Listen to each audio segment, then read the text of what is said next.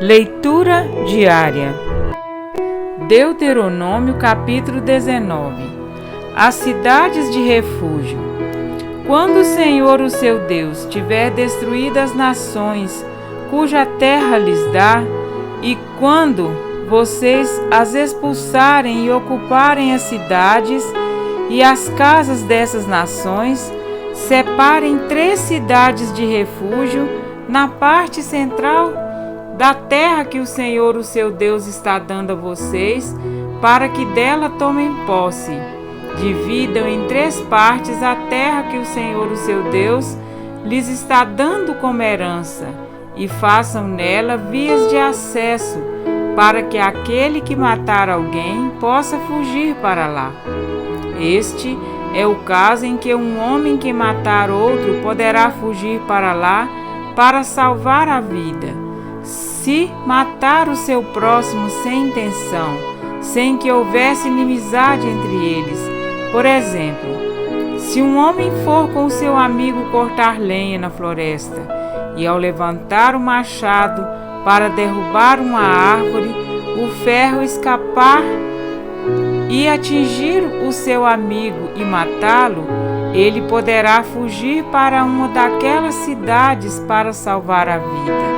Do contrário, o vingador da vítima poderia persegui-lo, enfurecido, e alcançá-lo, caso a distância fosse grande demais, e poderia matá-lo, muito embora este não merecesse morrer, pois não havia inimizade entre ele e o seu próximo.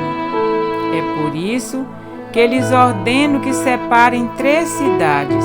Se o Senhor, o seu Deus, aumentar o seu território, como prometeu sob juramento aos seus antepassados, e lhes der toda a terra que prometeu a eles, separem então mais 3 cidades. Isso acontecerá se vocês obedecerem fielmente a toda esta lei que hoje lhes ordeno. Amar o Senhor, o seu Deus, e sempre andar nos seus caminhos. Façam isso para que não se derrame sangue inocente na sua terra, a qual o Senhor, o seu Deus, lhes dá por herança, e para que não sejam culpados do derramamento de sangue. Mas, se alguém odiar o seu próximo, ficar à espreita dele, atacá-lo e matá-lo, e fugir para uma dessas cidades, as autoridades da sua cidade mandarão buscá-lo na cidade de refúgio, e o entregarão nas mãos do vingador da vítima, para que morra. Não tenham piedade dele. Eliminem de Israel a culpa pelo derramamento de sangue inocente, para que tudo lhes vá bem. Não mudem os marcos de divisa da propriedade do seu vizinho, que os seus antecessores colocaram na herança que vocês receberam na terra que o Senhor, o seu Deus, lhes dá, para que dela tomem posse. As testemunhas. Uma só testemunha não é suficiente para condenar alguém de algum crime ou delito. Qualquer acusação precisa ser confirmada pelo depoimento de 2 ou 3 testemunhas. Se uma testemunha falsa quiser acusar um homem de algum crime, os 2 envolvidos na questão deverão apresentar-se ao Senhor diante dos sacerdotes e juízes que estiverem exercendo o cargo naquela ocasião. Os juízes investigarão o caso, e se ficar provado que a testemunha mentiu e deu falso testemunho contra o seu próximo, dê-lhe a punição que ele planejava para o seu irmão. Eliminem o mal do meio de vocês.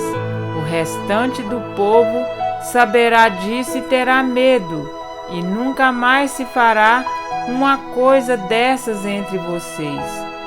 Não tenham piedade, exijam vida por vida, olho por olho, dente por dente, mão por mão, pé por pé. Amém? Para refletir. Estamos diante de um contexto difícil de conceber, partindo do princípio de que Deus é amor. 1 João 4:8. Um dos maiores questionamentos de muitos tem sido justamente este: se Deus é amor, como explicar os seus atos no Antigo Testamento? Como harmonizar este Deus com Jesus e suas obras? Na verdade, havia uma real necessidade de impor estreitos limites que evitassem a tolerância com o pecado e a prática da injustiça, uma urgência de instruir de forma mais enérgica um povo prestes a cruzar as fronteiras de Canaã. As cidades de refúgio eram uma irrefutável representação da misericórdia e da justiça de Deus. Não é somente o ato do pecado em si que fere o coração de Deus, mas principalmente a intenção ao praticá-lo. O mandamento é claro: não matarás. Êxodo 20:13. Mas se alguém transgredisse tal mandamento sem querer, teria a oportunidade de encontrar abrigo em uma das cidades de refúgio, para que fosse conservada a sua vida. O pecado, no entanto, é tão cruel que, mesmo cometendo sem intenção, acabamos colhendo as suas ruins consequências. Afinal, mesmo que o homicida tivesse para onde ir, teria de deixar para trás o seu lar e aqueles a quem amava. A famosa lei do olho por olho, dente por dente, apesar de ser considerada severa e hostil, foi uma maneira de impor limites a fim de evitar excessos no ato de punir. Diante de um povo duro de coração, não houvesse o Senhor instruído Moisés a limitar as sanções, e Canaã se tornaria um covil de assassinos.